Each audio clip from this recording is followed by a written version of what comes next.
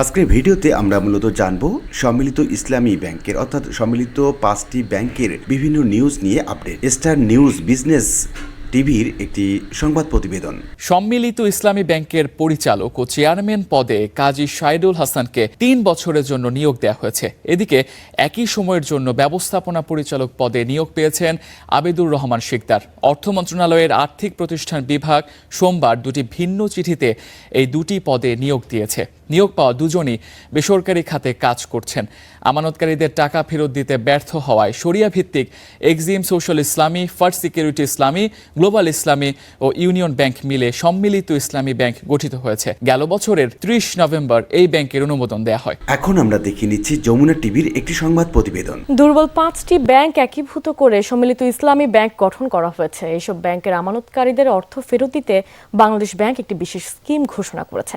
চলতি অর্থ বছরে জানুয়ারি থেকে এখন পর্যন্ত 8 লাখ আমানতকারীকে প্রায় 4,000 কোটি টাকা পরিশোধ করা হয়েছে। বাংলাদেশ ব্যাংকের আমানত বীমা ট্রাস্ট তহবিল থেকে এই অর্থ ফেরত দেওয়া হচ্ছে। ব্যাংক 5টি হলো এক্সিম ব্যাংক, সোশ্যাল ইসলামী ব্যাংক, ফার্স্ট সিকিউরিটি ইসলামী ব্যাংক, ইউনিয়ন ও গ্লোবাল ইসলামী ব্যাংক। এবার আমরা যমুনা টিভির আরেকটি সংবাদ প্রতিবেদন দেখে নিচ্ছি। একীভূত 5 ব্যাংকের বিভিন্ন শাখায় তালা দেওয়ার পর এবার চট্টগ্রামে বাংলাদেশ ব্যাংকের আঞ্চলিক কার্যালয়ের সামনে বিক্ষোভ করেছে আমানতকারীরা। শুরুতে পুলিশের বাধায় উত্তেজনা সৃষ্টি হলেও পরে শান্তিপূর্ণভাবে অবস্থান কর্মসূচি পালন করেন তারা। হেয়ার কাট বাতিল, সঞ্চিত আমানত ফেরত এবং লেনদেন স্বাভাবিক না করলে আরও কঠোর কর্মসূচির হুঁশিয়ারি দেন ক্ষুব্ধ গ্রাহকরা। সকালে নিউ মার্কেট থেকে বিক্ষোভ মিছিল নিয়ে বাংলাদেশ। এবার আমরা দেখে নিচ্ছি ইন্ডিপেন্ডেন্ট টেলিভিশনের একটি প্রতিবেদন, যা বলছেন গ্রাহক।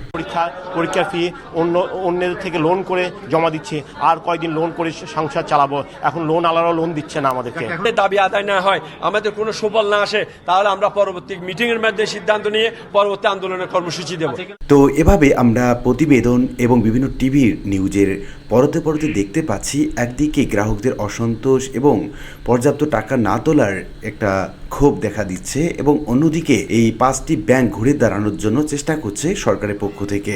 এবং এই কারণে মূলত চেয়ারম্যান এবং এমডি পদে নতুন করে নিয়োগ দেওয়া হলো, এবং আশা করা যাচ্ছে এই নতুন যে চেয়ারম্যান এবং এমডি শোনা যাচ্ছে তারা অনেকটা যোগ্যতা সম্পন্ন এবং বিভিন্ন রকম আর্থিক প্রতিষ্ঠানে কাজ করা ব্যক্তিত্ব, এবং আশা করা যাচ্ছে আগামী 1 মাসের মধ্যে গ্রাহকগণ তাদের পর্যাপ্ত টাকা তুলতে পারবেন এবং ঘুরে দাঁড়াবেন নতুন করে। সে পর্যন্ত গ্রাহককে ধৈর্য ধরার আহ্বান জানিয়েছেন সরকারের পক্ষ থেকে।